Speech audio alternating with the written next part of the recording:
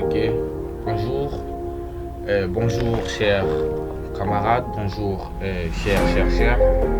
Moi c'est David, le CEO de DevJace, formateur de l'initiation à l'initiation au QGIS.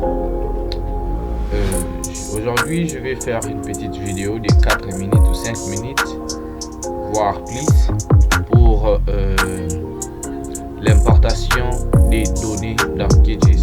Allez, on y va. Ici je lance QGIS Desktop 3 with Glass. Ce que j'ai choisi QGIS Desktop with Glass parce qu'il y a certains outils que je vais utiliser ici qui sont très importants et ça ne se retrouve pas dans QGIS Desktop seulement. Notre QGIS sera libre et ça dépend aussi de la capacité de la machine. Si la machine a une bonne capacité, vous verrez que votre lancement ne va pas traîner. C'est dans ce sens-là.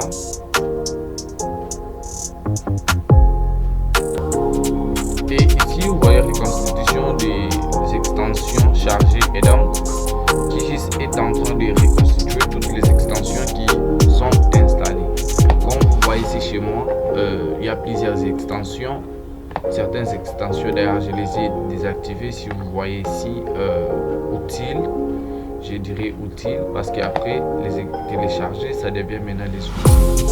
Si on essaie un peu d'ajouter même une couche, vous verrez qu'il y aura des ajouts.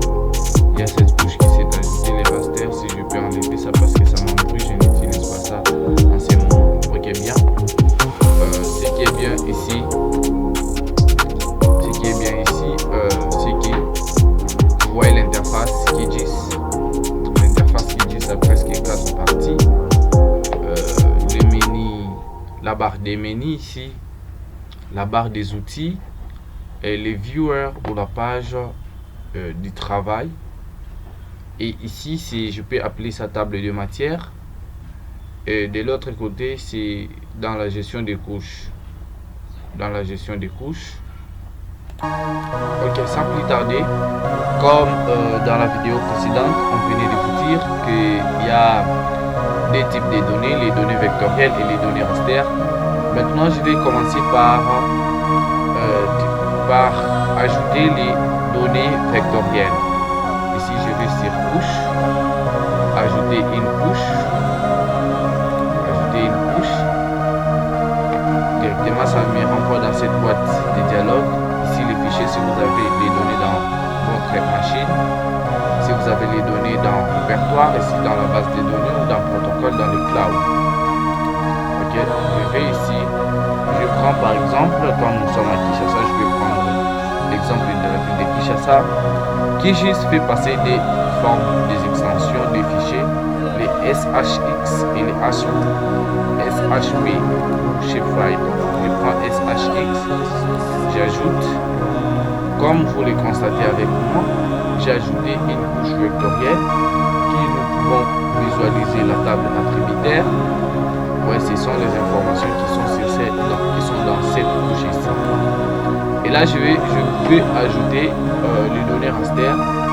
Et donc, vous voyez, au lieu d'aller sur couche, ajouter une couche et puis vous allez ajouter couche raster. Vous pouvez juste les faire à partir d'ici, à partir de ces panneaux ici, gestion des couches. Je vais sur raster, je cherche ma couche raster. Ici, je peux prendre Iconos, type 1. On va voir type 1, ça se retrouve sur quelle partie. Ok, c'est ajouter type 1 sur la partie bombée.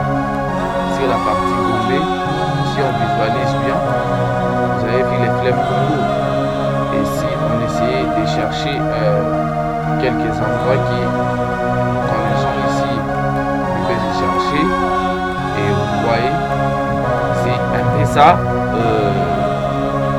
l'importation des données dans le logiciel QGIS. J'ai dit et je vous remercie. On se retrouve à la prochaine vidéo. Merci.